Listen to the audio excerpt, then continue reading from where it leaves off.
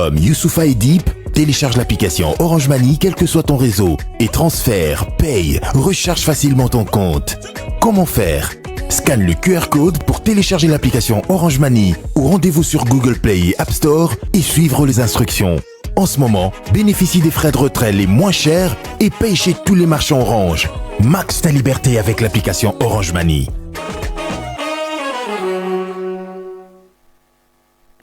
Vieux Pichen, Bogar Yandal. Prêt pour l'action, mais akubenda équivalent zanini. Bazape na ba choix ebele awa.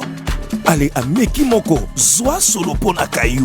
Ameki ya mibale, solo pe na pona ba sorti à classe. Etikali moko, oh pena, solo ya ba dimanche, très relaxant et ça va dans la poche. Benda équivalenza, tango nyonso. À partir de $10, somba parfait na yo, na ba shop na biso tout. Équivalenta, ton parfait à tango nyonso.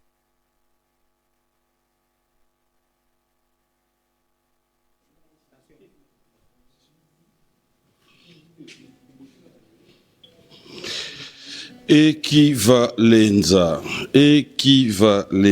Je me pose la question si nous avons tous compris qu'il faudrait toujours penser à voir la qualité, non la quantité.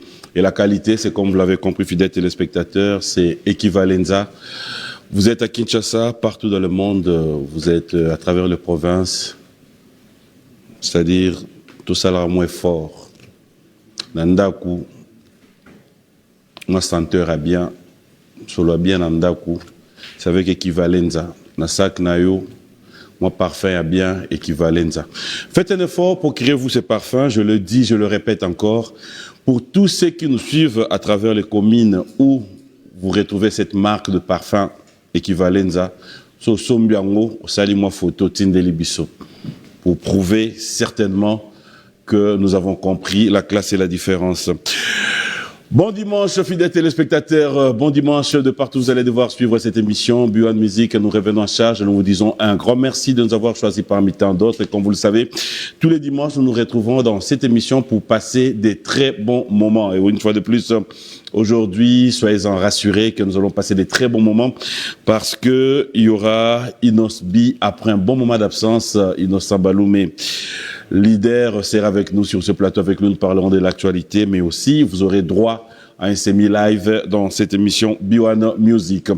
De la même manière, fidèles téléspectateurs, on va parler actualité dans cette émission. Héritier Watanabe, la Pulga a livré son concert VIP, c'était donc hier dans la salle de l'hôtel Hilton, nous avons été présents, tout s'est très bien passé, nous avons, disons, un grand merci à Théo Zambrota qui a été présent lui aussi.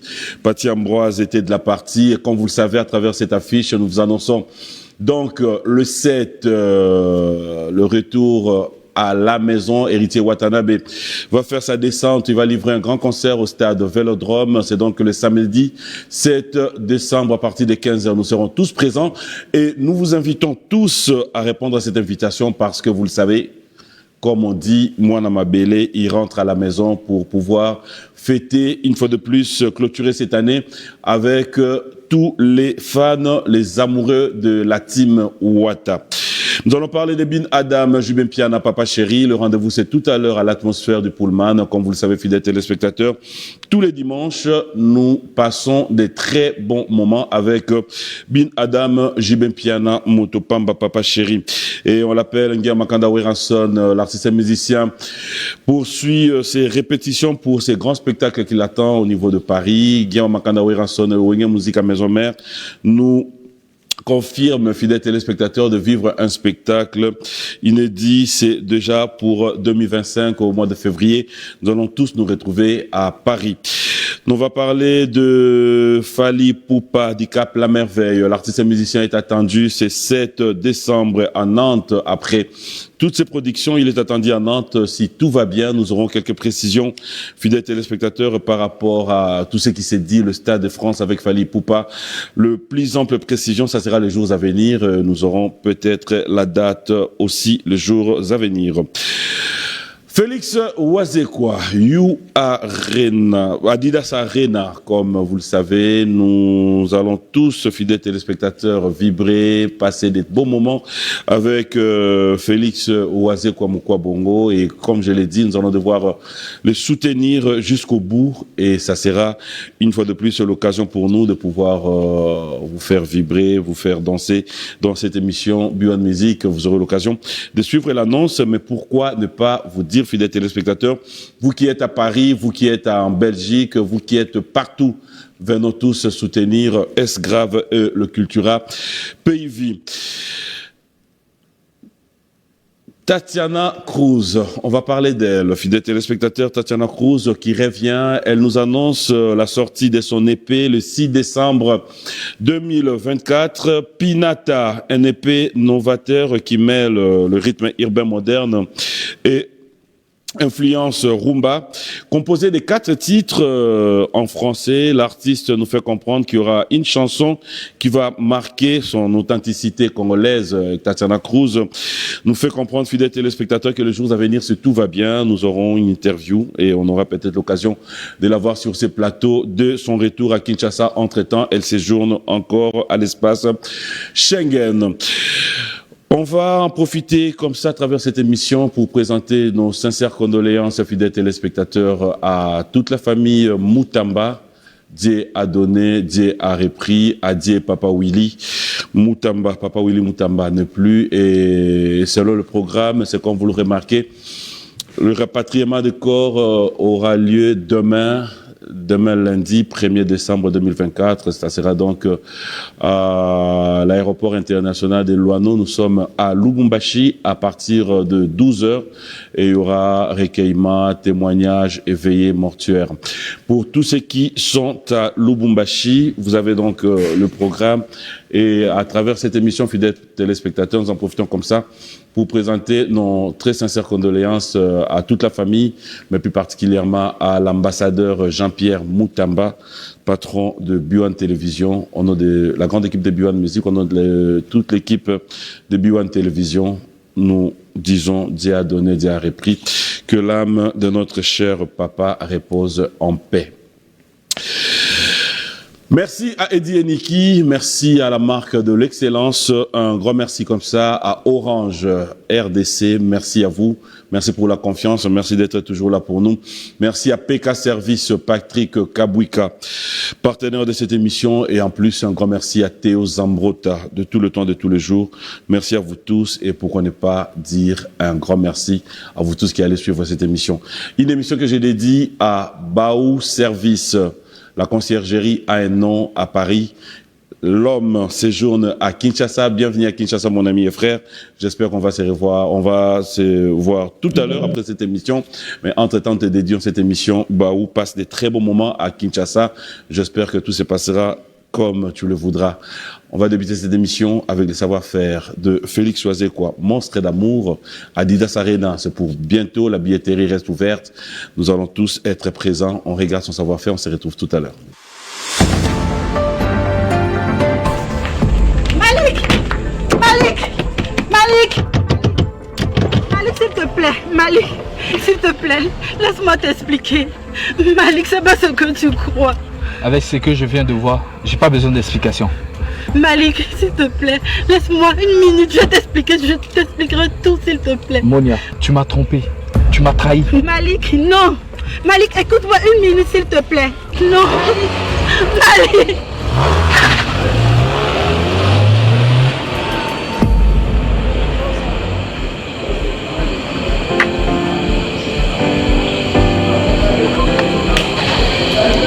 Il te mérite pas, Lady.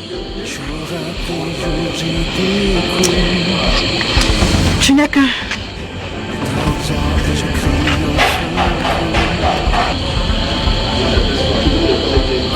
Je t'aurai, Monia.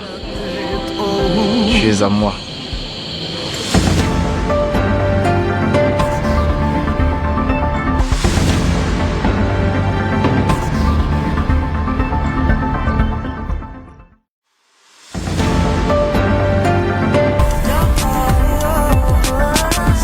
défi du siècle.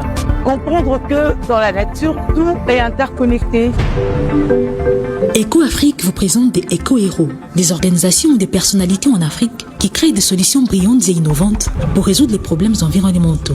Nous sommes tombés sur une vidéo sur YouTube qui montre ce qu'ils font au Canada. EcoAfrique, le magazine de l'environnement sur B1 TV. Salut à tous et bienvenue dans votre magazine 77%, cette plateforme entièrement dédiée à la majorité de la population africaine. Nous parlons de nous, les jeunes. Je suis Panda Silla et merci de m'accueillir chez vous. 77% nous les jeunes d'Afrique. Votre nouvelle émission partage les belles histoires des réussites et les défis auxquels sont confrontés les jeunes du continent. Les normes de beauté sont devenues 77%, nous les jeunes d'Afrique, magazine consacré aux initiatives jeunes en Afrique, à suivre sur B1 TV.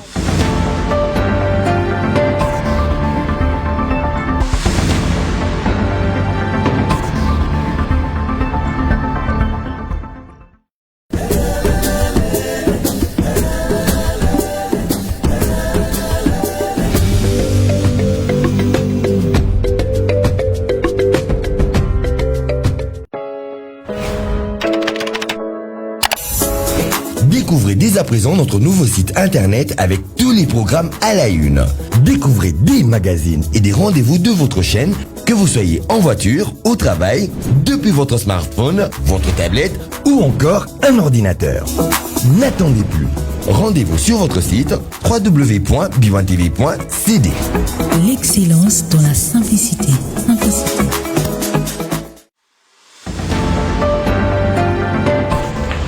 Malik, s'il te plaît, Malik, s'il te plaît, laisse-moi t'expliquer. Malik, c'est pas ce que tu crois. Avec ce que je viens de voir, j'ai pas besoin d'explication. Malik, s'il te plaît, laisse-moi une minute, je t'expliquerai tout, s'il te plaît. Monia, tu m'as trompé, tu m'as trahi. Malik, non. Malik, écoute-moi une minute, s'il te plaît. Non. Malik.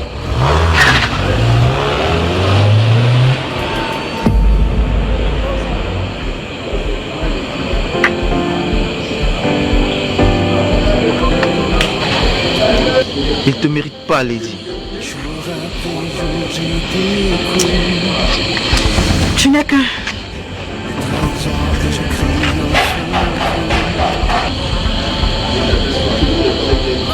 Je t'aurai, Monia. Tu es à moi.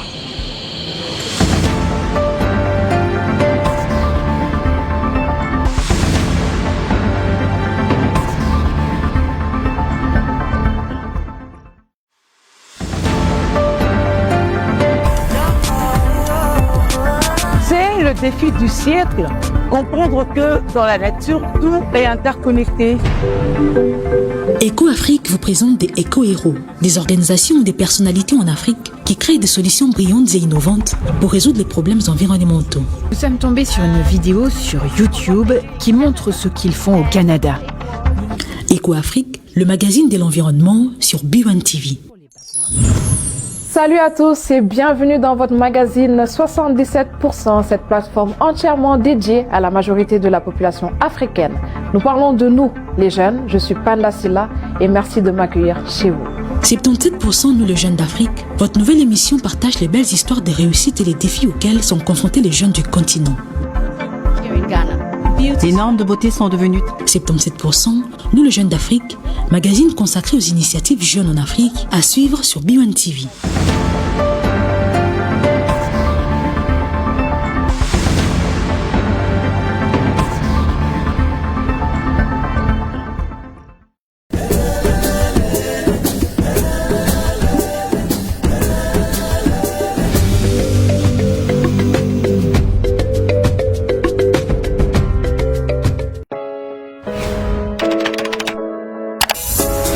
Découvrez dès à présent notre nouveau site internet avec tous les programmes à la une. Découvrez des magazines et des rendez-vous de votre chaîne, que vous soyez en voiture, au travail, depuis votre smartphone, votre tablette ou encore un ordinateur. N'attendez plus. Rendez-vous sur décembre. Nous serons tous là pour passer des très beaux moments et nous disons force à toi, Félix Oazekwa Mukwa Bongo. fidèles téléspectateurs, c'est un plaisir pour moi aujourd'hui. Vous allez vous poser la question pourquoi, mais vous allez comprendre ça dans cette émission. Je vais me lever pour accueillir l'invité. Je ne m'aimerais peut-être pas faire trop de commentaires. J'aimerais la voir sur ce plateau. Ça fait tellement longtemps. Et aujourd'hui, cette date symbolise beaucoup de choses pour lui. Et... PM. Inos. Bon ça dimanche, hein? Ouais, ça va très bien. J'espère que au bilo wasika miko na miko nazo simba ngote donc. Bilo wasika ni. Namoni nazo simba ngote siko nazo. J'espère que son ezolek. Oui, au bandi. Donc bon dimanche à tous les téléspectateurs et puis. Ça fait longtemps. Hein? Ouais. Plateau inauguration. Ah ouais. Ouais. C'est la première émission sur ce plateau. Fois. C'est très beau, félicitations en tout cas et à toute l'équipe aussi. Merci. B1 Musique, donc voilà, on est là. Prêt à répondre à toutes nos questions? Ouais, je pense. Prêt à répondre à toutes nos questions? Ouais, c'est pour ça qu'on est là en tout cas. Dans toutes nos questions, comment on a répondre à éviter? Ouais, oui, arrangé, en tout cas, j'aurais pas du mal à répondre. Donc, oui, arranger au thé. Et ça a raté, hein. Surtout là, il faut que. Bon, oui, arranger au thé, répondre à nos thèmes, mais on a tout quand même. Bon, ça là, oh, coca. Non, mais quand on lever les rideaux. Lever les rideaux, peut-être. Oui, c'est comme ça. Oh, yo sont un concert, d'après na batusu ba yena no DJ nani. Ok, problème c'est na bon dimanche des lever les rideaux. Bienvenue dans cette émission, on l'appelle Inos B, fidèle téléspectateur. Avec lui, ça fait toujours plaisir de l'avoir sur le plateau. Et je sais qu'à la maison, vous dites déjà c'est très confortable aussi. Ah ouais, merci. En tout cas, ça fait plaisir. Ça fait vraiment très longtemps. Donc, bon dimanche là-bas, griffe partout où vous êtes. Et voilà, hein. Ça va être un beau moment, je pense. Ok. Des numéros, bien. Lingala est à moi. Et là, maman, ou bien. C'est maman la biso à la bien. On a posé question, des numéros, bien. C'est ça, avant de répondre, on sait, il y avait Lingala et moi, quand on est en Briaganga, parce que Lingala est mère et la maman. Qu'est-ce que tu dis? Et ça bien. Et si lit? Et c'est pas ici au Malambo. On va lever les rideaux. Allez, comme je l'ai dit, le 1er décembre, une date qui me rappelle beaucoup de choses. Et je crois, ça serait peut-être pour toi aussi une surprise de le savoir, mais peut-être que tu le sais déjà. Une année, depuis qu'on a vécu ces grands événements à la Madeleine avec Afro-Congo. Ouais. Bon anniversaire, je dirais.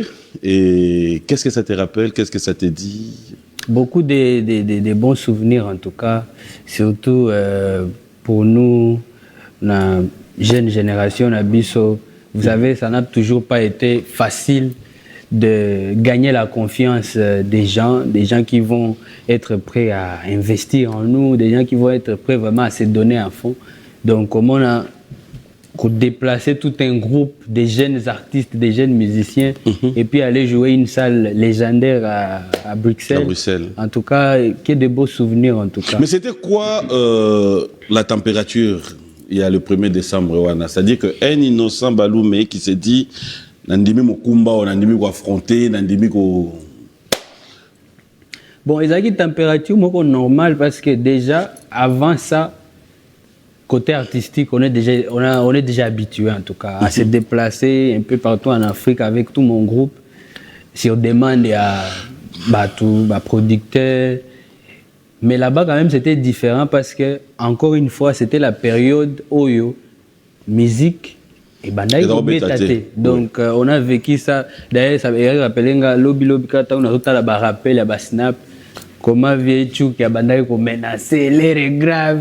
Voilà ce qu'on a sur l'organisateur dans le téléphone. La vidéo qui en tout cas on essaye encore de dérouter ça, blablabla. Donc il y a aussi ce côté-là, donc stress, le fait de jouer quand même à Bruxelles pour la première fois. Et dans la période où concert en tout cas, ils ont un souka. Donc tant que tu bêta qui. Après, voilà, on s'est dit que officiellement, la Belgique peut faire. Belgique peut fou, Guami. Allez, on va revivre ça en image tout à l'heure. Mais j'allais quand même poser cette question. Et d'ailleurs, il peut voyage au Kenya groupe nayo. La réalité, à voyage à groupe et à la royo qui tokei 10, tozongi 5. Tokei 11, tozongi 4. Qu'est-ce qui t'est arrivé? Normal. En tout cas, nous, on est disciplinés. Afro-Congo, en tout cas, il y a un groupe moko, il y a des jeunes. Banan discipliné. Hein? Ogi bien te? Tu es lobby, tu es discipliné. Parce que ça, c'est une réalité. Discipliné. Naza, tu es pour kotanga. Mais na lobby, de notre part. Parce que déjà, c'est une réalité que tu viens de présenter, que moi aussi, je connais. Ouais. Je suis au courant que voilà, quand même, les déplacements en Europe, et la facilité au monde à Penza. Pas seulement que Batubake 10, Bazongi 5. Elle m'a fait 5, mais Bolobi Bokendagi 30. Bilo on a payé quoi. Mais nous, non, c'est des réalités au fait. C'est cet esprit de. Bokeh 5. Donc, on a le boy.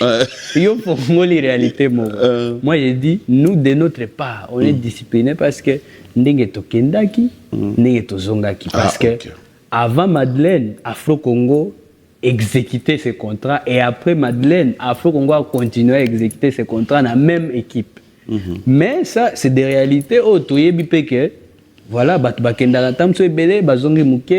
bien tant c'est des réalités que nous, on a besoin de participer à. Vous comprenez? Donc, nous, on est parti, on a fait ce qu'on avait à faire et on est revenu. Et pour nous, c'était juste une première expérience. Donc, 2025, ils ont réservé pour surprise et belé, que les gens, en tout cas, restent connectés. Nous, on est vraiment des jeunes musiciens, tozo lingato inspiré discipline, tozo lingato inspiré confiance. Parce qu'en face de nous, nous avons un public qui est déjà habitué à un certain âge. Il y a Batouba Okokana Bango, Batouba Koki qui s'est déployé pour la Bango. Et c'est quand même moi, Jean, comme on a dit, jeune OP, en tout cas, malgré que tu peux ça Bango, moi, mon Congo, mais Bazo proposé Marambo bien. Et puis, quand ils promettent quelque chose, ils y vont jusqu'à la fin. Ils vont jusqu'à la fin. Ouais, ouais. Parce qu'on parle de cet événement de Madeleine, j'aimerais quand même que nous puissions répartir de côté de la régie. On va vous proposer, fidèles téléspectateurs, à revivre ce qu'a été cette production, parce que nous en parlons. Pourquoi ne pas vous proposer ça en images?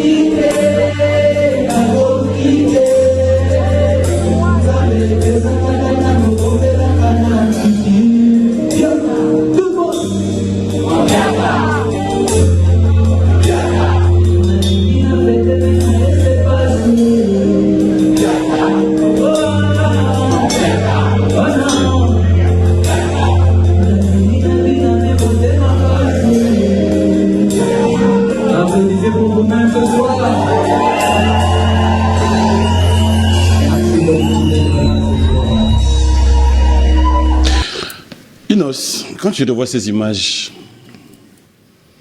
oui, je me dis mais ça les empiaka.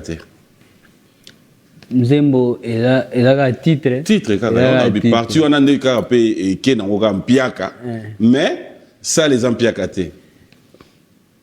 Bon, Moutounio Salinga empiaka déjà de base. Même Nandenga Nzembo, Nandenga Vitozo, les Landais, empiaka eza makasi, mais ils ont été qu'on se les souhaite. Donc, Nandenga peut à concert, en tout cas, je suis sûr que tout artiste a ses la tango Monique, Bafan va respecter rendez-vous. Et puis, on était en face de beaucoup de communautés, au fait. C'était pas que la communauté congolaise qui était présente, on était là en face de Baras Moussoussou. Baolo Batam Soussou Lingala, mais ils sont venus pour enjoy la bonne musique, autres ont proposé. Donc c'est vraiment, il y a beaucoup de bons souvenirs derrière. Est-ce qu'on peut dire aujourd'hui que quand vous arrivez sur scène et que tu regardes ce public, qui vient te soutenir, c'est parce que ce sont des Congolais, c'est parce que c'est un Congolais qui joue, c'est parce que c'est la musique des Inos qui les a captivés venir, c'est parce que tu te dis quoi aujourd'hui, tes réussites en fait? Moi je pense que c'est un peu de tout. C'est un peu de tout. On est toujours fier quand on va dans un autre pays, qu'on soit accueilli par les peuples de ce pays-là. Donc, on était à Bruxelles, il fallait Bruxellois, il fallait mais n'oubliez pas que ça fait toujours encore un grand plaisir quand vous allez quelque part et qu'il y a une partie de votre famille là-bas. C'est ça notre diaspora. Donc, je ne peux pas ignorer qu'à ce concert aussi, il y avait une bonne partie de notre diaspora. Et donc, ça fait toujours plaisir. Mais c'est un peu de tout. Parce que c'est de la même façon, quand on est en Afrique, comme dernièrement, on était au Burkina Faso, on était au Ghana. Ils ont toujours bien, Ghanéen, Burkinabé, mais place au monde, il y a un drapeau. Moi, donc je ne suis pas seul ici. On est en famille, au Kobima. Mais ce qu'on a fait, moko boy, toké na soirée moko boy, sentir que présence moi ba cousin na yo, moi ba frère na yo baza biki donc aka mbula ko beta na ko kende bata mata et pas na ou bien vous savez donc c'est un peu de tout. C'est un peu de tout et moi voilà. Voilà, il y a un peu de tout. Inos, on va parler 2024, on est au mois de décembre, c'est pratiquement. Nous allons vers, je dirais, pas nous allons, c'est presque la fin de l'année, j'espère bien, Inch'Allah, Nzamba Conception 2025. J'aimerais quand même que nous puissions faire un bilan d'Afro-Congo pour cette année 2024 qui s'achève. Tout s'est bien passé. 2024, c'était vraiment, Ezaki Anemoko, il y a bien d'abord Kobanda, parce que nous avons fait des choses que nos fans aussi ont appréciées. Donc nous avons fait des mouvements, comme je venais de le dire. J'ai sorti aussi un EP, c'est toujours cette année, j'ai sorti un EP Calcul qui a été très bien accueilli. Oyo, Banzembo en tout cas, c'est difficile les cas, on comprend que artiste, à faire vibrer. Donc batubayo qui ba cete batubayo qui ba eza public désolé batubayo qui ba cete batubayo qui rumba kito loko a chantier il y a l'homme fort patient Moussaka bayo qui bilan zéro. On a fait des concerts où ces mêmes produits ont été chantés par les publics et par les groupes Afro-Congo. Donc on a fait beaucoup de très belles choses et en termes de mouvement en tout cas en termes de concerts on a, sur les 100%, en tout cas, je peux dire que nous étions arrivés dans le 70%. Il y a autre prévaille tout ça là. Maintenant, les restes, effectivement, comme Babylone Moussou a bien été raté. Il y a côté on a dit dans la rosée là. Côté 2024 c'est vrai que Babylone m'a bien raté. Nous parce que entre autres na Babylone m'a bien nous qui peut code ya ba visa et tout. Code ya ba visa tout est. Oh si. Non. Moi, je n'ai pas ce problème-là. On est là pour débat. Aux gens qui peuvent codia. Codia, ah oui, bien codia. Et là, ce qu'il faut expliquer, avant de coder. Non, ça va, c'est bon. So, il y a un problème, en tout cas, côté, on a besoin, on a des marambakala. Il y a des marambakala. Pour un biso afro-congo, on a des marambakala. Mais. Aux gens qui peuvent m'en refit. T'es, anéoté. On a des molodoïdes. Synonyme, oh, retour là. Côté Osco et Yindela Kibiso, c'était, moi j'ai dit, c'est jusque-là en tout cas, c'est la pire journée de ma vie. J'ai jamais vécu ça depuis Nazaraka. On avait une liste de prestations à faire en Europe. Toute mon équipe était prête à l'aéroport et tout.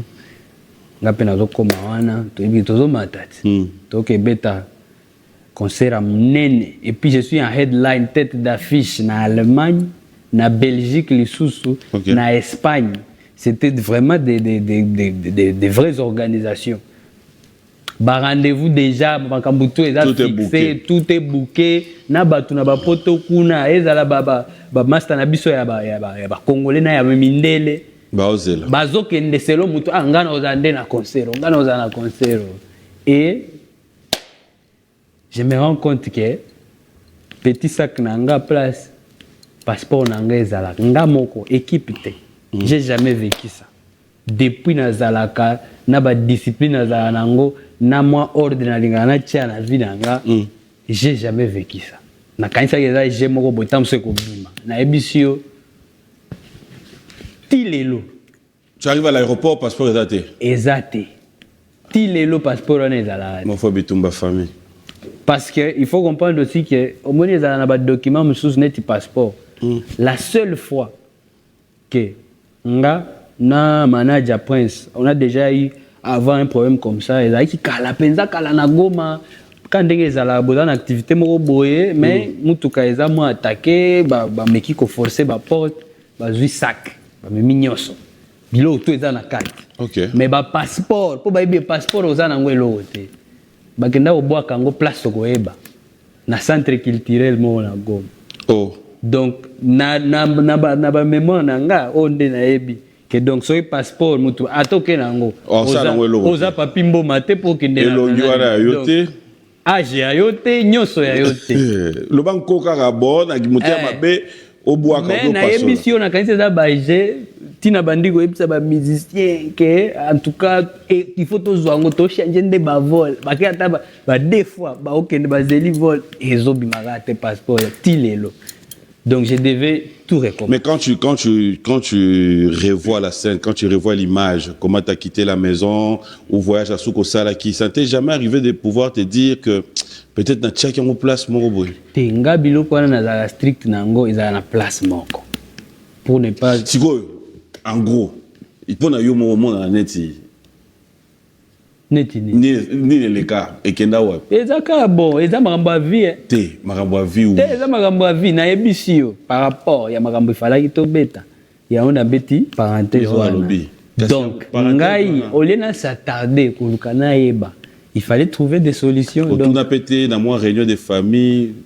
Wana makambo ezanga te apana ngokotsa makambo ya famille, j'ai toute une équipe. Te na mboka.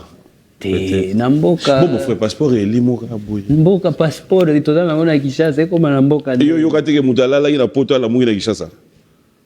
Yo kote. Yo sala basala ngo de. Oh yo kate. Na yo kaka me na yeba eza ba G.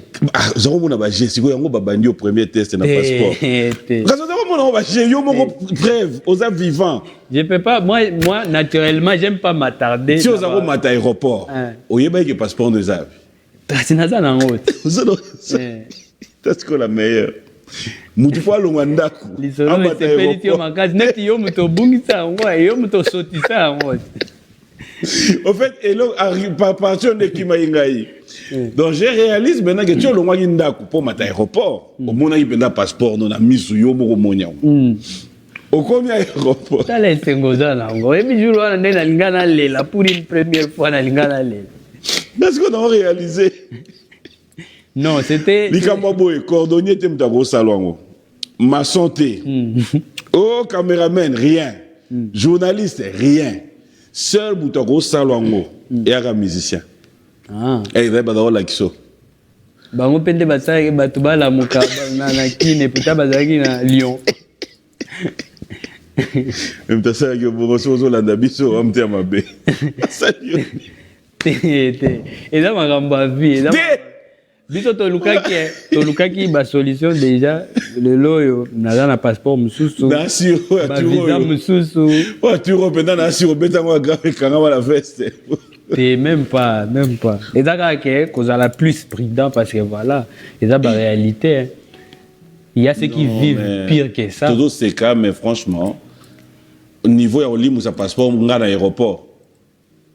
C'est des choses, n'est papa chéri à l'oba. C'est des choses. Moi, je suis un homme. Je donc bref, voyage pirata.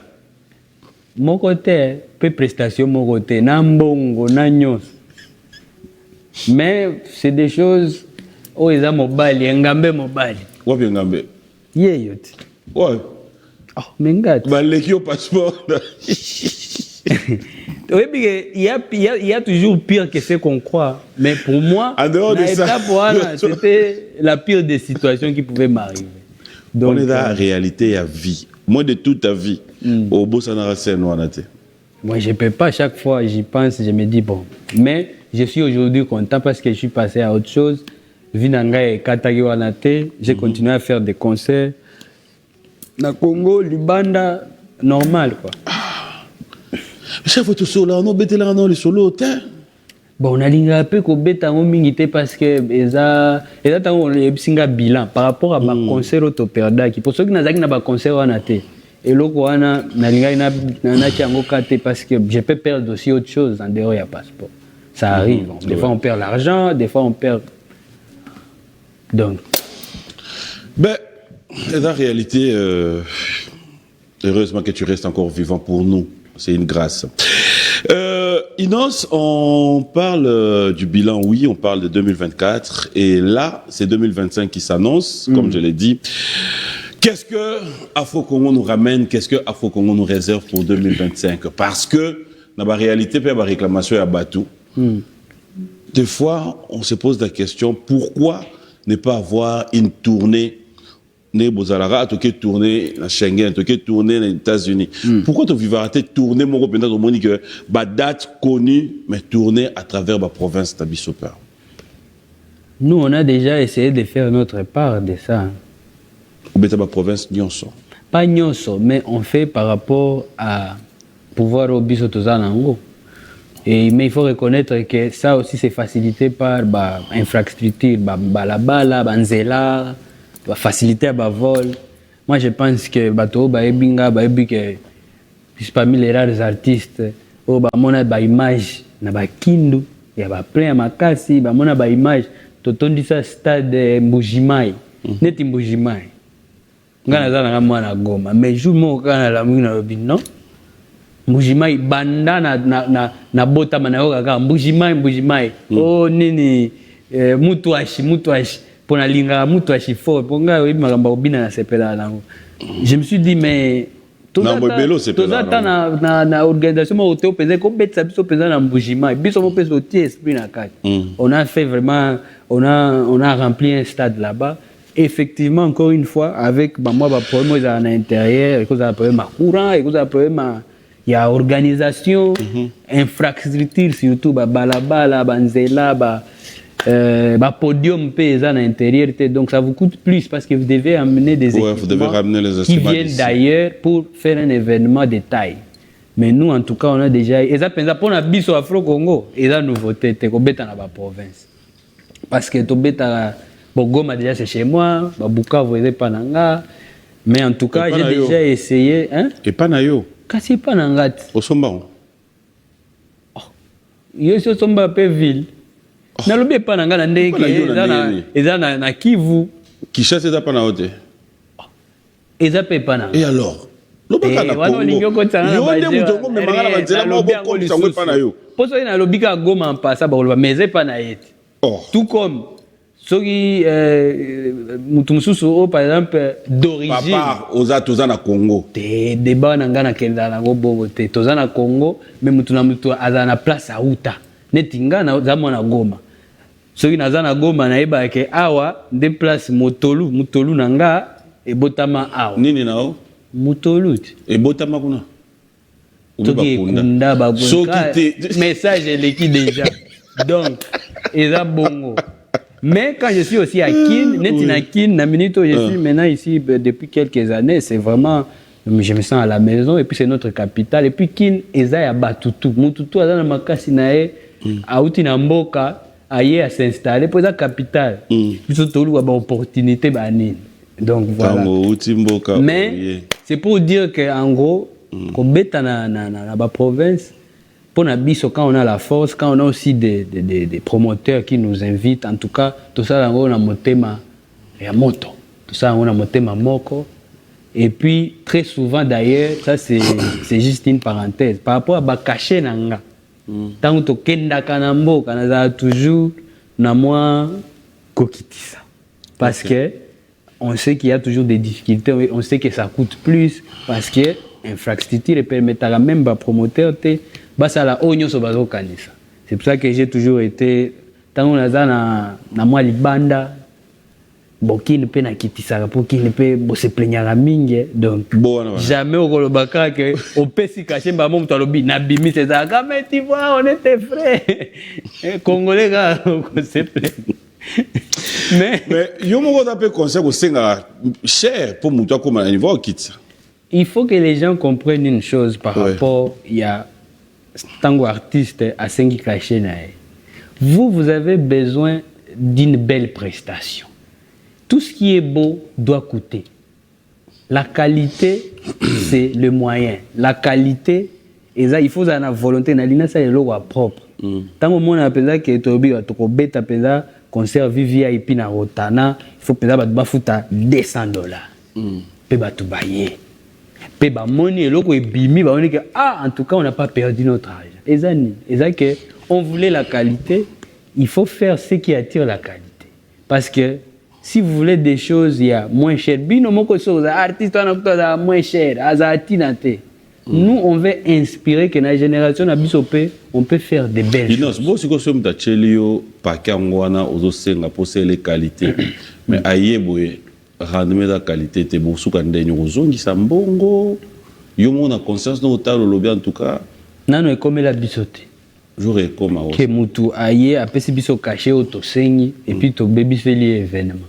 J'aurais ya okosu ogore. Oyo ekomela la biso eza par exemple tozui avance à mbongo mais soki problème moko eza causé par biso moko que to se présenter te. Na biso ki problème moko eza causé par biso Afro Congo nga et tout. Tozongisa mbongo parce que on va faire toza miibite mais ce qui est le problème est causé par les promoteurs qui se comprennent. Tout ça est qui contrat. Parce que les lois sont que on est vraiment organisé côté. On va. Aujourd'hui, tu te retrouves avec des frères, des jeunes frères. Que tu diriges en fait, que tu gères. Parce que Moutou a 13 ans. Hein? Moutou a 13 ans, il y a Afro Congo. Yoto yote. Oui, il y a des groupes nanga. Il y a des groupes nanga. Groupe na yo na ba frère na groupe na yo monde. Il y a des groupes il y a Inosbi, Afro Congo. Il y a des groupes il y a Inosbi, groupe musical. OK. On a combien de musiciens? Bah ça est belé là on a contacté. Hein? Tous est belé. Ah quand il y a échantillon. Yo groupe na yo mo yebite bota baza combien? Tenano na besoin pensana na au contacté mais tous a moins belé. Groupe na yo. Oui. Bato ozala bango yebi nombre te. Olo bela ba musicien to ya corps Afro Congo parce que ba musicien. Na Afro Congo. Ba musicien. Yango pe nazo tuna. Maintenant na contacté encore une fois nazo ebisa. C'est que ça là on lelo. Moko yeba mais attends, au foot à bango ou pas? Bien sûr. Et alors, comment est-ce que Bazo y la liste à bateau yo faut foutre yebi nombre te? Bien. Oui mon frère. Et dans la ngolo wa simple mo linga to kanga. Ngape na yebi na ngeze lo kwa simple nazo toza ndenge na tala makambo yango toza groupe moko Afro Congo bomoni eza compagnie. Nous avons des musiciens. Combien? Ya koyemba. Nous avons des musiciens ya kobeta ba instruments. Nous avons des techniciens. Nous avons des directeurs artistiques. Tu dois les Nous avons donc Korwana Mobimande Afro Congo. Na ba calcul nanga na zoboya kana se contredire yango na limite na kende. Bon, tout ça boy. Tout le monde a tangela nga komba 15 musiciens bata panao 15 kaka. Ba combo. OK. Toza déjà amea tokoki 15. Toza na Fabulosa. Toza na Caro, toza na Kilelo, toza na Bamava, 4. Toza na Jonathan, toza na Kasereka, 6. Toza na Bundes, 7. Toza na Mabinzo, mais eza ba combo baza beto ebele. Toza na te Elohim déjà nan na loba te Elohim 8. Toza na nani Loba et sous. Bon, comment peut-ce que combo? Cassité. Mais na lobby. Ah, c'est déjà. Il y a tanga déjà. Hasard. Tozana 8. Tozana, t'es 8. Tozana ba Nadège. 9. Tozana ba Nadège on mo tchala pluriel. Tozana Nadège, Josepha. Nini? Oto Kembango. Kasi Nadège, Josepha, Parousia, Emilio, Christian, Young Taga. Tozana Fila. Toza ebele. Village mobimba. Et puis, on a profité pour faire ça. Au moins, Afro Congo, toza ba Yusmi qui peut bazawa, image réelle, gloire azawa, Guépard d'Afro Congo, les tout puissants. Na bango nyonso wana o tangi. Nani vient nao? Bon. Ba vient na bazaye belé pour tango tali ba face à Assani, quartier Assani. Ba vient na bazaye belé. Na Afro Congo, mutu na c'est à 27 ans. Bon, tous na ba minorité, mais en tout cas, bana ba petit na. Ba petit na bon, moi à part face à Manguera, ba reste na moi bango ba moi mikolo. En tout cas, yo poza na longa ba jeune maka. Banani o na format o bazale lui ana. Baza muki makasi. En tout cas, ba petit na nga ndenge ozolo ba leki. Ba koki kozala 3T. Ba o batikeli ba vie nao. Ba vie ko. Neti mabizo et puis belé ba bali. O to ba responsable. Et yela ka o pe ermo gangeli bon. Bon, ko ganga te me ko solo la. Te na poser question na utiliser terme wana ko ganga. Ko ganga penza mingi te. Kolobana ton moko ya ke ko insister ko za la strict et komaka. Aujourd'hui système ba vie nao.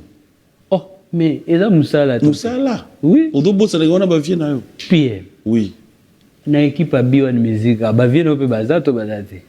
Ngam na poser ba question. Tenga pe na gozo ngisa te na maramba vite. Et comme il est que ba vie no bazara ebele. Ngala futa bango te. Surtout yo na ebigel mo olinga o gafele. Mais ngala futa bango te.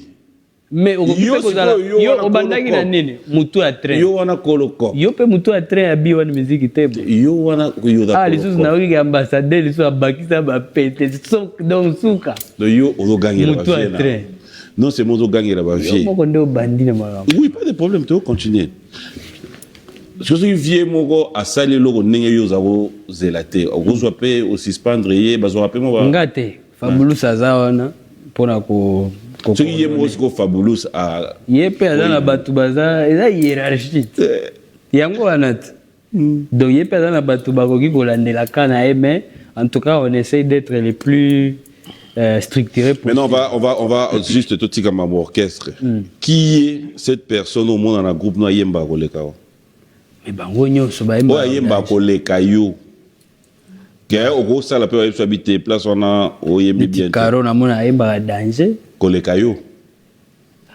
et koki pe koza koleka nga selon banzembo parce que oyebi elo magamba koyemba o il faut boyeba elo moko pour na mona ba confusion na mingi na ba débat musique ya Congo oui koyemba et dépendaka na banzembo et dépendaka na ba style bokoya na grand chanteur moko boponi ya selo kisasa ya selo tant mususu commune na bino obiki grand chanteur ba pesi nzembuka moko ezata musu style na ete ezata musu skota bolobi ke ye aliemba koleka ye bokoyeba ndeni batu pe baza na ba timbre vocal différent OK donc ezana mutu akoya il faut yemba lokwa garu oyeli mutu azoyemba na zolo baza bango mibale boko comprendre mais oyemba on a kiye tout en respectant ba note eloko siko ngai en tant que musicien oyo asala yango neti copte abotama musicien nga na respecta eloko moko chanteur oza bon chanteur gardez gamme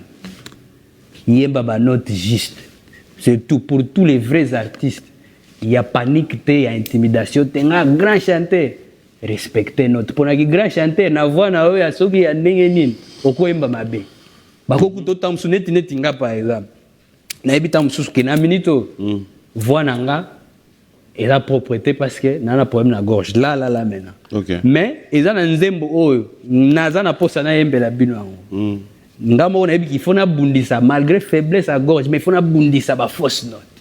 OK. Ça c'est des débats artistiques. Donc on a grand chanteur boko pesa grand chanteur nzembo so eza style na été eza peta msuba nzela na été aimbi désordre comme te azaki na ben na été bobandi su kolukele ba motif.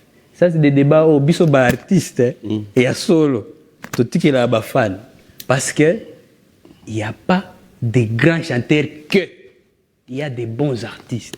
C'est long là. Parce que ceux qui ont bon chanteur, fausse note, au quoi est bangote. Mais dans mon vidéo est belé, landa na rappé que danger. Mais nini, bokitsata el mo peso moni que za likolo makasi kiti ça pour emboza à l'aise. Combiner les sons d'une manière agréable à l'oreille. Il y a des bons artistes.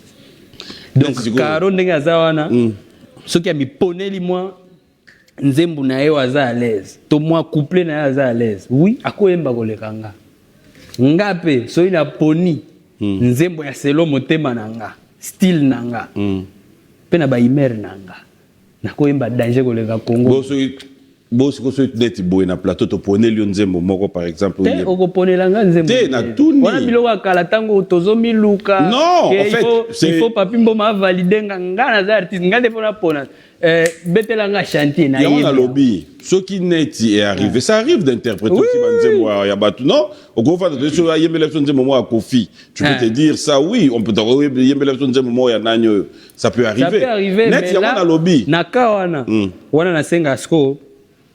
Public est à la tolérance. Pour des yamu tango azo Banzembo ya yete, texte na yete. Oui. Il y a toujours des petites imperfections. Voilà. Si vous avez un senga, na koki ko mekana na sengo Nzembo moko na oyembela biso. Te na kote wana ngande na okende kuna te. Po Banzembo na nga déjà belé. Non, et o eza peka trop là, ndengo expliquer ki que okoki ko tika la non na note. Na Banzembo na nga. Te Hey, o mususu oko surprendre ngate o yembela biso boye komi atembe o ayembe mabe komi lisusu asabote nzembo avie na yemoko boye et doit dépendre dans nzembo ninga na ina senga o. En tout cas, il y a une forte possibilité na boya koyemba. OK. Parce que ngamoko na Banzembo quand même. Soko boya mais battre les spectateurs au moins. Te battre les spectateurs ba yo quand même demande. Na bezo yembela nzembo ya My Brenda.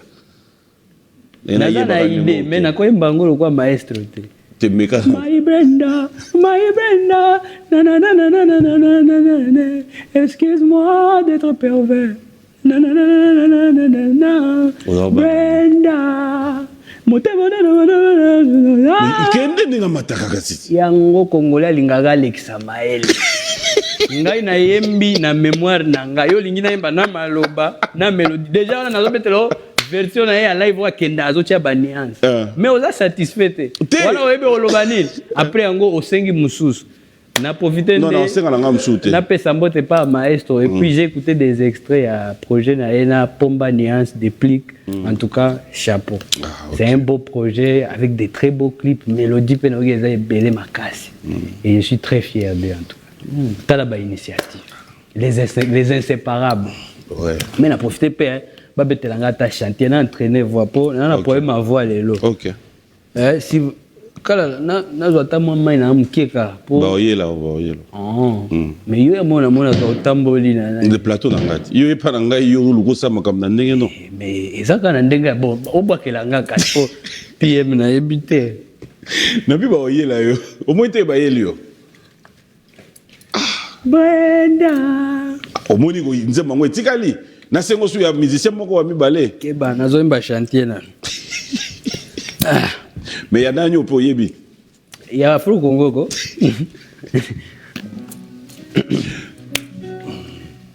Big dédicace à l'homme fort, Patient Moussaka. Après nzembo nazo lo selo mo comprendre. Est-ce que rumba bene dans monde now? Kana musicien na embaka otala so eza monde na ngate. OK. Tala ndenge motema ezosepela lelo yo moto ya lolango ebwiye na motema bolingo nzoka eprodizaka esengo na mitema boye soki mobali azwi yo alingaka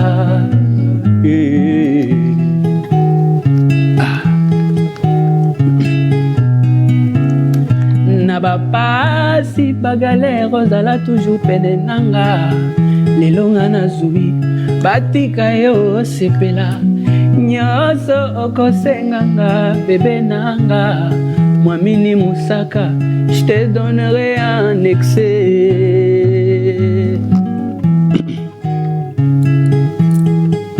Ouais.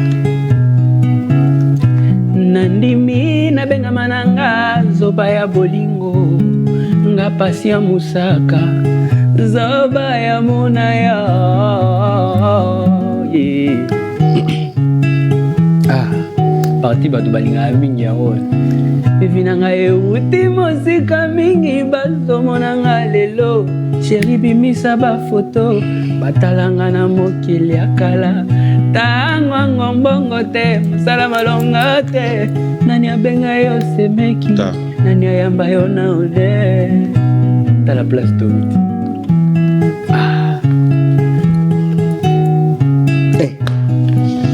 Kofingama, kocholama, nyonso yo ndimaki ye. Jamais tu as tourné les dos pour qui peut pas jaloux. Ils ont dit que notre amour n'a pas d'avenir. Babosana kililo batsuke zapa ya tata nzambe. Adagio elobaka que l'amour est aveugle. Moi j'y crois pas parce que mon bébé était voyante. Amona kanga na pasi mia pesa kanga valer atretanga na respect exprime la loyauté pananga yo est-ce que le refrain de la gloire glorieuse toke Bonne na biso totonga ki biso mibale chantier na biso ya vie nga maître yo et maçon baki na pesa bolingo bafinela nga miso Natali bango pamba komera pala leki kaka Bonne na biso totonga ki biso mibale chantier na biso ya vie nga maître yo patient musaka pesa bolingo bafinela bafini fini bamiso komera pala leki kaka lala pongiza lale na ngwende nayo ata mopepe ya tsunami ekobuje biso te o mwamini mama ya bana nachela yo motema boss te boss mère de mère mwasi azanga mbanda yo de mama ya bana ya patient musaka stabilité ya vinanga yo de richesse nanga mama na bana yebinga ata nalobi te nalanga jamiso akomprenaka posa nanga soki azolela nalanga jamiso akomisaka posa nanga bonheur na biso totongaki biso mibale chante na biso ya vi nga maître yo epaso baki na pesa bolingo bafinela na miso natali bakopamba komera pala leki kaka bonheur na biso totongaki biso mibale chante na biso ya toi et moi nga maître yo epaso pour la vie na pesa bolingo bafinela na miso Natali bango pamba pomera pala leki kaka Inos. Merci Pena Afro Congo. Bozana ba micro. C'était fait comment bango ba crier bobele lo mokondi tigre. Et là lokuta. Bayana. Tout ça la théâtre était. Tout ça la théâtre. Faut ça bango était vieux pardon bois vieux. C'est elle moi aussi baleki c'est tout Afro Congo na loenge biso pesa. En fait, on fait ce métier parce qu'on l'adore. Donc pour nous c'est une partie de plaisir. Et moi aussi baleki sur ça. Eh mon pardon, tout ça, tout gagner de temps. Tout gagner de temps. Inos, quand tu t'es chose miyoka, na mode rumba, question n'a posé chaque fois, et moi ça me fait plaisir que au fur et à mesure, à Jésus avancé, toujours Bajour et Kende, Odo Kola, l'autre appelle déjà papa, et voilà, donc il y a un changement. Parce que je me souviens, dans l'émission, tout ça là, on a posé un peu de questions sur qui. Et là pour Orisangapé, on a lié en pilipilité. Bref. Ah, mais d'ailleurs, il y a un pilipilité. Non. Oh, c'est aussi si, Bani, Nayoto. Bani. Hein? Céline Sisi Bani. Olingo concours ya nini tango bandaki nini na yo. Mais nazaleka koyemba. Mais dans olia pilipili te. Na tout dans yo na plateau oyebisanga mais pilipili ka ona yebito eza makambo so. Pilipili oui. Papimbo mana kindoki. Non, kindoki ta oyo yo lelo koma olia pilipili mais âge au bandaki olia pilipili ndeto yebate. Ouais. Yo mon bandaki na âge ni olia pilipili. Tongo. Na tongo Bando liango fort kala. Ya pilipili soki eza ozolo. Yango. Aux adultes quand même. Kolia pilipili faut les sous qui a dit. Mais bien sûr, mais bien sûr. Mais attends, quelqu'un qui est mouton d'adulte olia pilipili ndeni musu balakisa oloba. Non non. Ceux qui balakisi nani jeune moko à 14 ans pilipili par rapport à petit, il faut chat. Ndai bacha mongo tchepe pilipili. Non. Au moins te kozolo bela makamususu. Yonde mtongolo ba makamususu. Ozando ki monsieur. Ah ça va. Répétez après que Nazando. Naza ou musicien. Te yo lobaki Nazando. Comment makamususu pilipili nini ozolo bela? Du piment. Oui. Piment. Oui, avant qu'il y ait adulte pesant donc qu'il y ait zongi. Il y a même maquillage dit. Koyoka mubupa ke sui ba peso mai. Yo mais la pilipili. Et oui, pour na la muki pesa gorge za bien te yango na compagne. Voilà, peut-être que les pilipili na butu. Ça pesa pe na yaki mongondo to mondongo. Nini? Mondongo. Mondongo. Oleki ona butu. Te kalelo. Shamonde ayela yi. Alors ma question c'était de savoir quand tu t'écoutes chanter, est-ce que Innocent s'est dit rumba nanga nazo salango na ndenge nanga un peu na lignée nanga na âge nanga. Je donne un exemple pourquoi parce que lelo j'espère oyoka pe ba koko na yo tabulei oyoka ba nayoka batu nyonso comment comment la question nayoka déjà ba génération ba koko ba père ba yaya na génération na biso tukuna oze la deux questions pona na nosa munene na moni obandi okende déjà na ralenti nayoka ba motu tango yoka comparable na rumba oyo zosala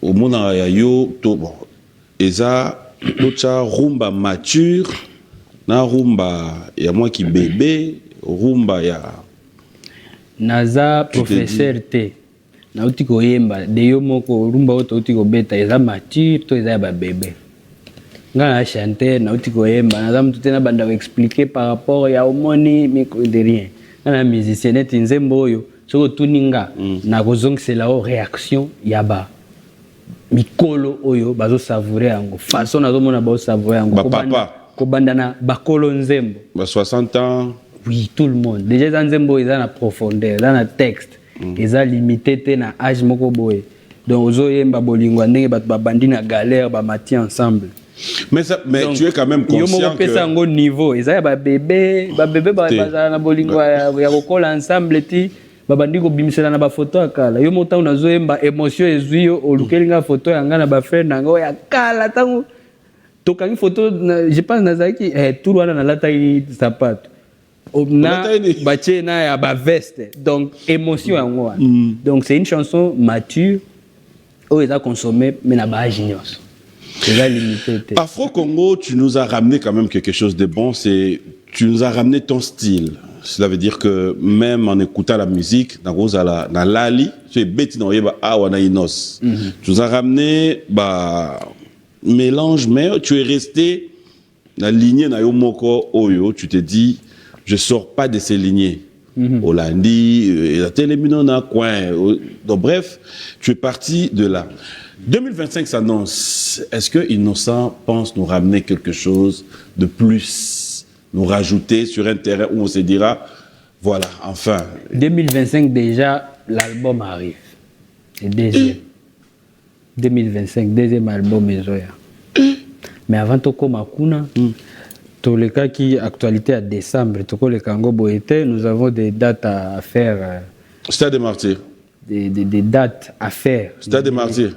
Non, le en décembre. Cassit. 2025, nous devons retenir que album Zoya, la prestation est belle pour Zoya. Pour tout le monde, il y a 365 jours. Donc, si vous pouvez clôturer à Néo, peut-être. Décembre, Stade des Martyrs. Nous avons une annonce qui est au Sala. Et là, il y a une attente na binoté. Stade des Martyrs. Surprise de cas. Stade des Martyrs. Moi je te croyais. Moi je te croyais. Bino Modagon di Maté. Ah. Inos. Il fallait tout dire yana biso ba pasteur nde ba sisa no makamba stade biso tozongela ngo sima ero tant ezate au démarre zela na olobela décembre tozokende beta na Cotonou le 27 décembre tosilisi na Cotonou toke le 29 na Bujumbura ebi Bujumbura tina Burundi annonce monene na zanango ezake en tout cas depuis to beta ba concert puis depuis to yokaka que concert beta maki nga personnellement na yoka elo wa bongote je m'explique concert eza na Burundi eza na mboka mususu mais on vient d'avoir aujourd'hui une confirmation à réservation il y a ba table les plus chères de la délégation Patient Moussaka azui 10 tables pour la délégation Outa na Congo pour représenter na Burundi. Donc azui table moko na $20,000. 10 tables na siko moko na $20,000. C'est le monde des affaires. Ndezoya kotika signature na Burundi. Siko yo ekomi na concert na. Inos. Pardon, PM. Message est très important. Nous avons félicité. Moni passé on attend la famille ba go benga siko ba yebse ba bi. Zela ozolinga perdre nga. Te ko tu ba comme ko le qui s'appelle T. To ça ni lelo d'image be ça journée. Nada na temps. Nada na besoin to sola parce que nanu ngai depuis na beti ba concert VIP ebele. Awa na beti libanda mais na yebisi yo. Moi c'est ma toute première fois. C'est ma toute première fois. Matalana ozokota o. Eza matalana te na la tika ya fana na ye frère na biso fani na ya yo bi 10 table na 20,000 eta combien ça la calcul 200,000 après à longoli batongo awa ayena bango kuna obi 10 table de sali combien de personnes c'est dans la table de 10 yo sikoyo yango nde ngana linga ba argument yo ka PM na pesa sikoyo calcul table moko parce que vision parce qu'il fallait pas expliquer biso pour makamsuso ebitango yo ki yango o mesana na mbongo te net ndenge na mona tendance na yo ngapena na limite o kaniseza kindoki te ezalo on a expliqué pardon na expliqué pourquoi on télé les vir une émission mais place on ande ata yebo place za lobité mon cher fallait le valeur ata moi 10,000 OK na monde musika trop ya bazo mema ba n'importe qui te azo mema ba n'importe qui te par table pe ezaka 5 personnes ça là c'est quoi calcul boni boye yoka to yebi ba conseil dans la conseil ba que chelo table de 5 on est commis lio to conseil privé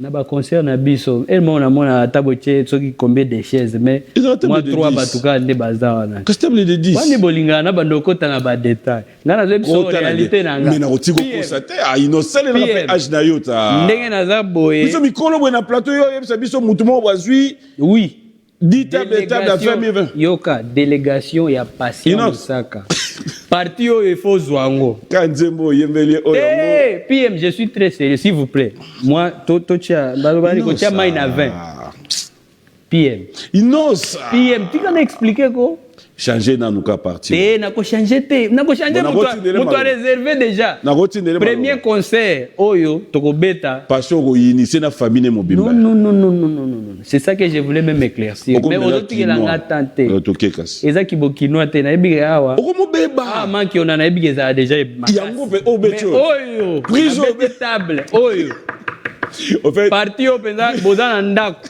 bokangango prison ngako beta na ebisio table moko ezana $20,000 tout ça dans délégation na emo tikela ngata na expliquer PM o eza makambo mbongo zo ambria yango kanzeza ba bezo bosala kana na ba comédien na ba siko yo oyo te ngai tika ngai na makio na benda toke o eza concert oyo déjà toza na esengo afro Congo mobimba po avant to beta déjà toza au CP pe na ebisi bien parce que moi j'aime toujours venir avec des images bokanga data lelo toza le premier anniversaire à Madeleine concert na biso na Bujumbura le 29 na lobi bien délégation Patient Moussaka l'homme fort azui 10 tables mais moko eza na $20,000 nazana temps ya koya ko sala manki onate parce que bon message nanga déjà bongoté ça fait combien de temps na leka na ba plateau te pour éviter buzoba donc je suis très sérieux et c'est quelque chose oyo et c'est pas ici bisognoso mais choqué même petite organisation et le but c'est d'aller avec des hommes d'affaires pardon na simbioté ozo se kanete na usabaje na simbioté yo loba no kuna caméra sur yo donc c'est une délégation oyo kozala constituée na ba hommes d'affaires moi na pesa pe liste sikoyo ya on to éviter parce que to lingi bat base à l'aise et ça va être un cercle très fermé mais na ebisio 10 tables mon qu'on a 20,000 et les kelio pourtant mususu na no yoka ngo te yango na lobaki ke tango na lobango et comme maloko pe ba jeboye mais heureusement que moi j'aime pas me lancer dans des choses oh eza ba comédie OK to lekisi ba ajoa na pe tango to linga to sala ngo tam mususu moi ba ça ngo tellement mingi ke to bité biso to tikali kana réalité na vérité mais na dingite o memango na ndenge ke za ba je en tout cas Elo ya prince de Sexanga. Yo loba. Monsieur Nathalie Prince. On dira loba. Makamni oke loba. Donc, ndeko moni prince na ba locks. Ndeko moni prince na ba locks na ebo. Omoni geye na kolo baba makambo. Ah, webi manager so no loba makambo we telemite. O baluka bo moni message mo ekotiki te. Wana ozolekisa. Leka. Mais awa so inakuti message na eza na pesa maba mbote pa ba partenaire na biso. Mais Makambouane, j'étais dit c'est très sérieux, puis désolé qu'on tutoie. Non, mais. Oui. Non, yo, c'est bon. Donc, ils j'étais, soyez musicien, soyez yo chroniqueur, tu vas musicien, bah choqué. Comment il est là? Eza, na lobby. T'es là, mais comment il est là, ni mouton à table? C'est la délégation à Patient Moussaka, l'homme fort. Patient. Tu es bel chantier. Patient Moussaka, l'homme fort. Moi, il a vie. Et dans la macam susu. Ozomona master na omoko bwana zuka matanguna. Parce qu'il y a un des qu'on a mesuré dans le bon plateau. T'es mec au choqué t'es. T'es non choqué. Bastien. En fait, on a une équipe à Biwan Music comme yo au dos de la table 20. Dimanche, tant que biso dozo on a plateau awa. On a besoin tant on a plateau. Naya dans l'IAS Moya, à table l'IAS 5, et ça, moi 50. Biso sur l'absolu à 3 tables. Dans le compte Biwan Music. Mais, c'est là qu'on testé. Non, c'est moté, tout ça testé. Et ça concerne Nanga, au cause de la table, mais la bengani au pied. Nanga table, on a pour y concerté. Biso tine sur l'enveloppe, il y a 50. Dimanche, il y a une émission. Papa, tu es na Burundi. Chaque chose est une mission. C'est pour ça qu'il a insisté. Parce qu'avant même l'émission, pardon, avant même l'émission, je peux même te montrer. Ah, tu as vu. C'est à souka totiko sola tango zotu nanga. Ah, okomi wapi? Na obi nazana se, na osola na boss. Alobi insister na message parce que c'est pas que ba problème wana ezate e bandai data mbadba yoki sango que alinya sala alliance à la bicam. Mon frère, non, c'est bon. Sikoyo message est à mon message est à mon en tout cas, ce n'est pas des tables où il n'y a pas une vision derrière. Et ça pensa une liste ya batu. Il y a kilo. Prince, c'est bon. Té, ça m'a liste té. Raison na kati. Et ça batu ya kilo. Dato to ko exposer pe ba kombo na loengete.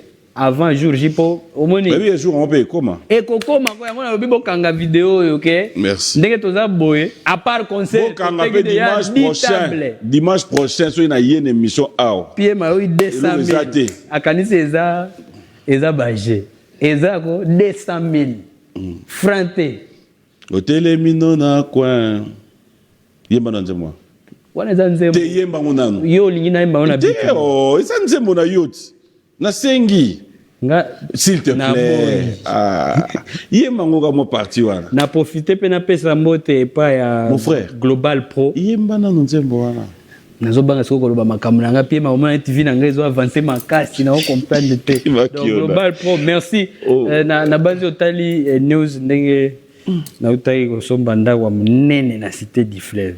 C'est grâce à Global Pro o echela inga ba prix ya kitoko. Donc tant on a zo betelo makambo ya mbongo.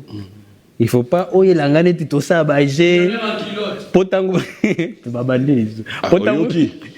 Potangu tokobeta masolo na ngai ya série to leksango neti te au fait eza makambo ya série puis momoni to souffrir makasi na vie ti tokoma na niveau ya ba adulte ba responsable baza basali ba millions de dollars na misala na bango na ba business na bango babanda kopesa biso ba jeune confiance donc eza eloko okumisa nayebi soki ezalaki artiste moko ya selon liste na bino botia na mutu alobi ke ngai nasalaka neti boye prix na ngai yango boloba en tout cas oui tolobi tozoteka 10 tables moko na $20,000 na concert à Burundi délégation patient Musaka nde esali bikama donc mais bokamwa te po eza jeune artiste nayebi ke bomona te azokoza te naye osalisa mutu bajete non tokamwa te donc tango komona déjà année ebandi omonaka makambo na ngai eza lokwa ela ya mwa film à fiction kokanisa te eza baje eza réalité. Au fait tango lo ba musicien no ba vanya face no ba oyoka c'est lo yo ba lo bani ke tozo bonga to oui tozo bonga OK yo kanti biso eza chaque concert mutu ake azui eloko te ba ebisi ka le kende ba te chacun azwaka muke na ye na vie ba sompe déjà le pango po yo sombi déjà ndako no munene c'est quoi yo est-ce qu'il faut maintenant comparer entre biso wana eza lokwa omoni bandoki tango bazoya ko séparer famille babanda omoni moninga azobonga mbango donc séparation famille kasi nde oloko linyo sala omoni yo sko so mais na beteli biso li solo na sombi ndako na ngai ya munene ebimi na mnoko nani nazo msokande omona pota mso omona vina ngani tibaje nazo sali so baje na utaki na ndako après combien de temps na lega na biwa na musique te pona ya kobeta masolo atina te yango na osepela naza comédien te tango do ke bongo ba musicien pe baloba naza tiktoker te naza artiste musicien OK bon artiste musicien pardon bazo accompagner baba nani te bango pe baba musicien kasi ba artiste musicien petit mais na lobby boy na vie il faut avoir une vision. Bon, bah, on a monté. Pas une autre qui a si sa phrase. Pas une autre ligne. Oui, mais on a quoi chauffer, on a ma phrase quand on a au côté katikati, mais toko ça la bonne. Si, ça là, on est à l'aise. Oui, binga pe. Mais ça là, à l'aise. Non, on peut pas toucher. Côté aux autres, là, on a quête. Toko kende pete, pour ma solo à malonga yango. Toko côté sambo na musique, yo zo monango baje. Na lobi bien, boyo kanga bien. Si c'était un artiste ya selon ndenge bo benga na interview ba adulte pour biso to bana to ba petit musique bana mike so yeza bango alobi ke onga par exemple pona sala nzembo boye to pona beta concert boye to na sala apparition boye to na sala showcase boye prix na nga yango ata Alexis Maël bino ba lobaka biso skoyo tozo zela te bo betela biso maboko biso to linka nde information ekoma OK to tango tozo bonga tokoya pe ko expliquer mutu te boko zwaka mwa ba makila o esotaka ke ta mususu mwa bor moko se créer na ba cité du fleuve achaki para ta musu parerera achaki na réseaux sociaux mais là te boye ba nyos mais o da par rapport ya musala parce que même l'organisation na Burundi est au courant que tozoteka 10 tables moko na 20,000 na minute au bazar au courant et là te ke eza masolo na beti na vie après il y a entre biso non l'organisation est au courant tozela dimanche. Donc les dimanche mbongo ekoyande awa te bosalini Dax te PM na biwa na musique bosalini ni po bayela bino mbongo ya batable to yambi yo po lobe information oui boyambi nga boyambi concert te mais lobeli yango wa to po yo tuni bosalini to lobeli yango wa bato souffler au kuna babitanga message internet nanga ezoleka te ndango na message te nazo bosala ba détail pour PM toujours te PM il faut qu'on ait le nom on va un peu souffler en musique parce que là Je me pose la question. Toto qui est dans moi live alors, c'est mon souci. Mais bête sur moi. On peut bête l'anga moins zembune. Pour piller ma zone douter na ba capacité vocale. Te hôtel mezaka. Bête l'anga na bossa ni pona zo activer. Komesa na wifi na ndako na ye wa internet ekati piller momoni. C'est dit. Donc makambo ezali. De bonnes nouvelles sont en train de couler ici. Hein? Maintenant, tango ezo la pete na uti ko activer a ezongi. Excusez-nous, eza des fois direct hein. Mais yemba dans vos mots. Il faut te ba appelle bandi au côté. Garçon na éviter. Pardon. Ko ça émission na eto ka motema. Donc na banda ko ba ozela. Voilà, détail yango wana. Concert Tozo Beta, merci manager pour le détail. Nalobaki na yo. J'ai parlé de table tellement. Pardon. Te na ko la kisope message au temps. On a déjà na po yo zo kanisa to ça na baje awa. Manager tindelinga depuis tozawa. Na bona ngai. Trois message PM ngana sali sa go baje. Rappelle boyi na ngai. Sala. Mon frère. Qui a dédicacé à moi débat. Et puis Vanda. Date c'est le 29. Place c'est à 5000 personnes. Et la place à 10 tablettes. 10 tables c'est exception, bah honoré biso toté qui ba table. Là c'est à combien? Il y a 5000 personnes. Il y a 5000. Donc bon on a concert à Munene. Mais salle il y a 5000 personnes format na ba kina ba table. Ozo comprendre te PM yango moni congolais senga ba expliquer ya hotel. Mon frère Vandako. PM. Donc salle il y a 5000 personnes. Voilà. Et ça parking, et ça saleté. Ça parking à hôtel à Munene. Sur ces 1000. Yo mo banda biso awa. Ba salle. Yo mo lo bagi salle. Ozo beta concert à lo baba salle. Yango pe ko za la salle. Quand yo mo changer sur esa salle tes parking. Juste. Ozo lo badi. Ah ja osala ba je na musique oyo. Esili. Soki batu ba ka za to continuer osala ba je. Monsieur comment na on kutu. Big dédicace à Kams Schengen et Augustin Schengen. Bon dimanche. Olobi boué. To soit na terre, to so message yango pour le candidat de malembe. Ceux qui ont rectifié Olobi boué. PM bonne nouvelle na zanango. Na concert ya Bujumbura. Na mususu ezame da il y a les 13 Yoka. Les 13. Obi. Les 13 pesa Pointe Noire na bossa na ki pona o la lisolona ya mwa bongo. Obi na concert ya Bujumbura.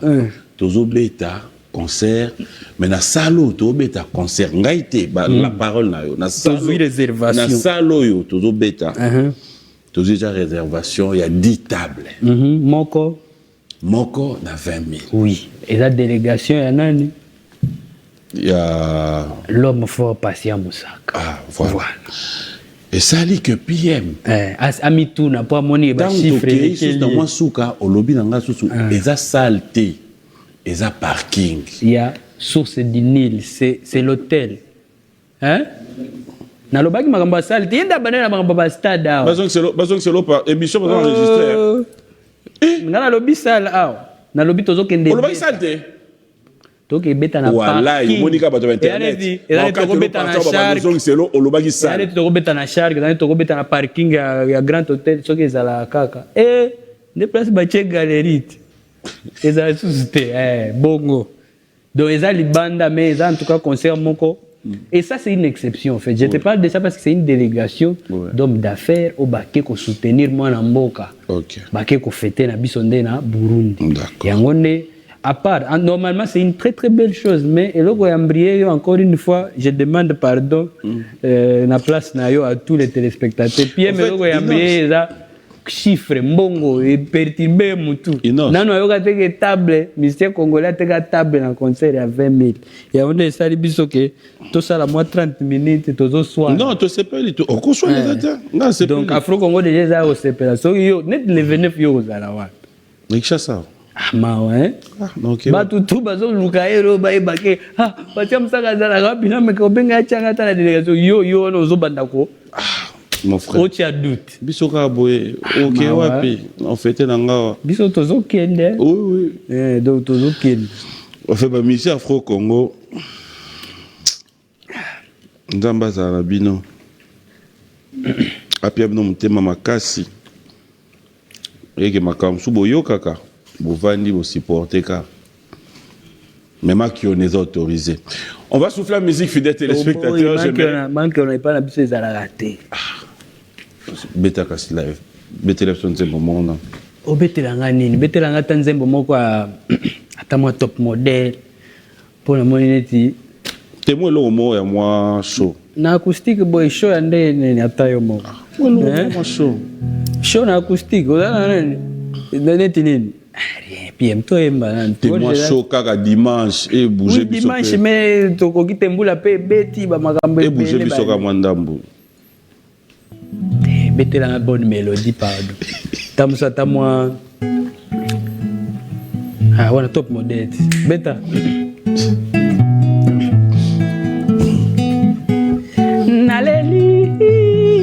Naleli bingi nazo sambela ezo simba te nazo bondela ezo change te. Why you wanna do me wrong?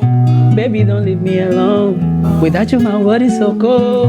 Come back to me with your love, baby. I need you by my side, yeah. Don't treat me like a stranger, oh no. My one and only baby is Ayo.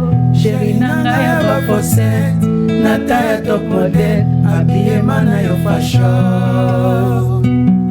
Kozanga yo na vinanga, pesa porte malheur, ukondi minawa. Amuna yo eza bonheur, amuna yo eza la vie, accordenga na vivre ko. Nazo sambela ezo simba te, nazo bondela ezo change te.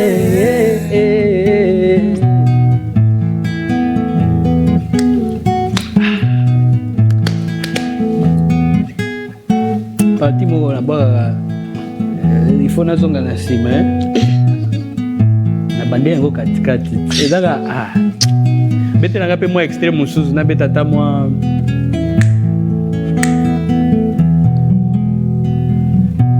bete nanga ta mwa bébé obomba banze pa mwa rapeta ya yo beta biso toko expliquer eloko te tozoyemba kaka te po to luka ngo ndire ya yo te.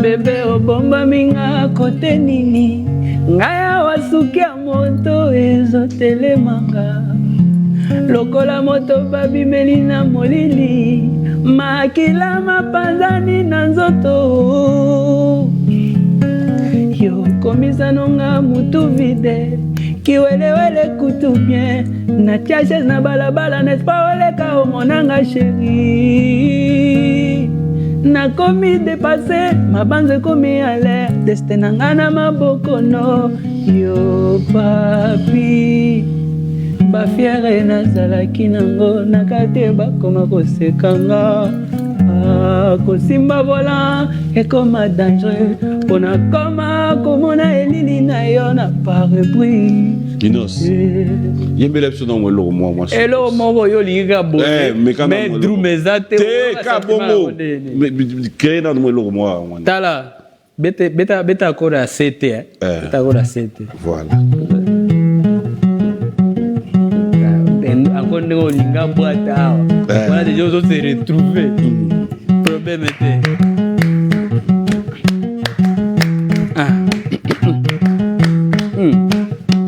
Ton téléphone est fatigué tous les jours sur les réseaux sociaux. Perdre ton temps à me critiquer. Moi je vais de l'avant, toi tu caches derrière. Okita omata nakotika la prete basusu bameka bakutana na nzete ya nzube zoka libada libada tala ndenge c'était papi mboma c'était tala ndenge babandeli c'était tala ndenge babandeli bati sikona linga eza na loketo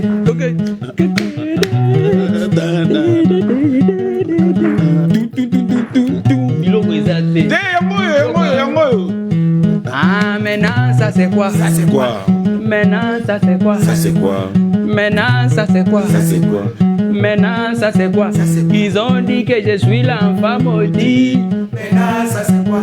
Ils ont dit que je ne pourrai jamais me marier. Maintenant, ça c'est quoi? Ils ont dit que villageois va jamais voyager. Maintenant, ça c'est quoi? Ils ont dit qu'on prendra jamais le pouvoir. Maintenant, ça c'est quoi? Okita omata nakotika la prête basusu bameka bakutana na nzete ya nzube nzoka libata libata tala ndenge bapandeli c'était bapimboma abandeli c'était liwane miziki babandeli c'était Bujumbura ebandeli Est-ce que ça a compris qu'elle t'intéresse? En fait, c'est là qu'on te retrouve. On me retrouve partout. Non. De toi à moi, au moins, tu as réalisé que non. Faire intervenir des bateaux.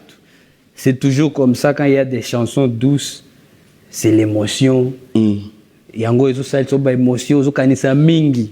Na émission moko kanisi na vie na moko tango yoki tala ndenge motema ezo obandi oluka na ba photo no ya kala na monaki.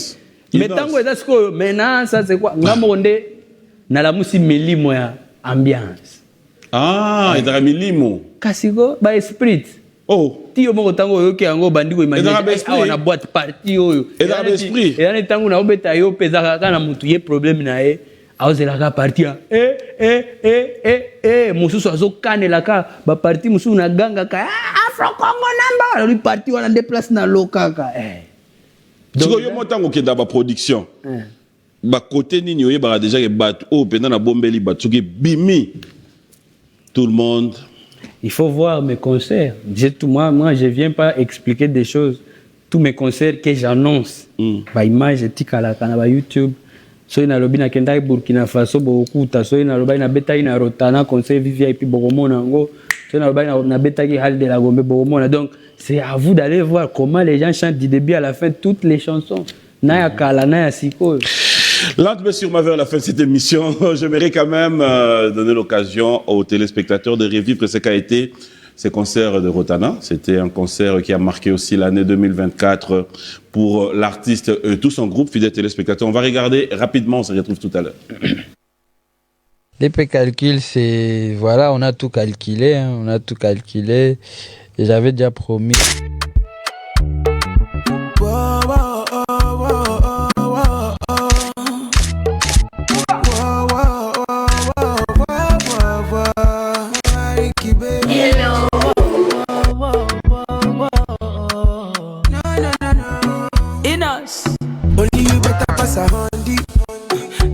Nous avons pu faire un projet costaud parce qu'il y a un peu de tout, il y a l'Afrique.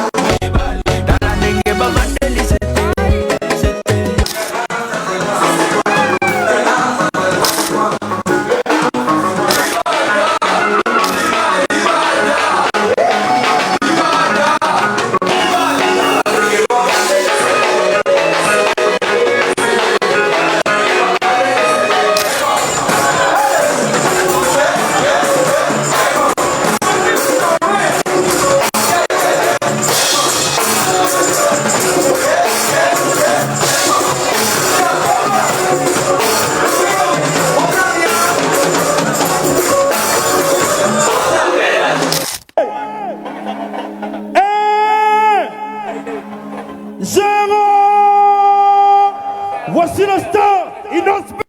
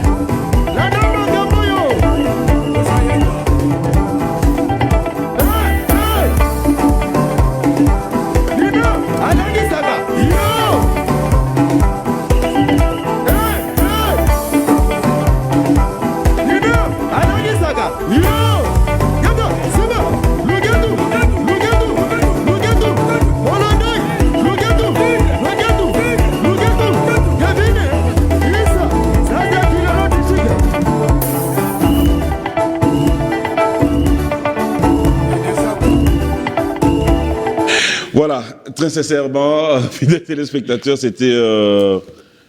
Comme BCBG, tu as looké tout. Et on a Afro-Congo. Bon, looké tout. Moukou à moko. Kastozo landa penzela ba père na biso BCBG na ba live BCBG oyebi. Donc déjà, il y a référence. Moi, yo yebi te makambo ti ko ça. Il y a référence à Somo petit. Merci à Olivier, un frère à Nord, Ola Motors. Bonjour et bon dimanche à toi, Patrick Pacons. Merci pour tout. Merci à Maître Ig Ekapouloussi. Maître Paul Djunga, bon dimanche à toi et bon anniversaire à Mati Ange Mokonzi. Jeff Bokungulu, clin d'œil spécial à toi, JR Mandé, et pourquoi ne pas dire une fois de plus, bon séjour à Bao Service. Merci d'être là pour nous et clin d'œil, bon séjour à Kinshasa, à Nonon et Noëlla Moulowai. Alors, Inos, on est presque à la fin de cette émission. Je mérite de donner l'occasion. On va un peu rappeler, faire un peu la synthèse de tout ce qu'on a dit ici sur ce plateau. On va retenir que tu as 3 productions avant de clôturer cette année. Ouais. Tu as attendu la Pointe Noire. Pointe Noire, les 13. Les 13, c'est 13. Nous sommes à Cotonou le 27 décembre. Nous sommes à Bujumbura le 29 décembre. Donc là, ce sont des dates où déjà ils ont vraiment confirmé. Et encore une fois, Bujumbura Makambu. Ok, alors 2025, nous attendons l'album. L'album arrive et puis beaucoup de spectacles. Et tu as déjà une idée du mois 2025, nous attendons 2025, l'album début. 2025. Tout en attend parce que nous ça décembre et puis après je vais commencer à communiquer petit à petit avec précision annonce par rapport à l'album et par rapport aux scènes, donc au spectacle que nous allons livrer. Déjà Tissiko et Afro Nation qui est confirmé pour 2025. Afro Nation, c'est grand festival, les plus grands festivals d'Afrobeat dans Mokili. On a bandai déjà depuis 2019. Donc ça sera encore une fois plaisir à vous représenter Congo en 2025. Donc voilà. Et puis quoi d'autre?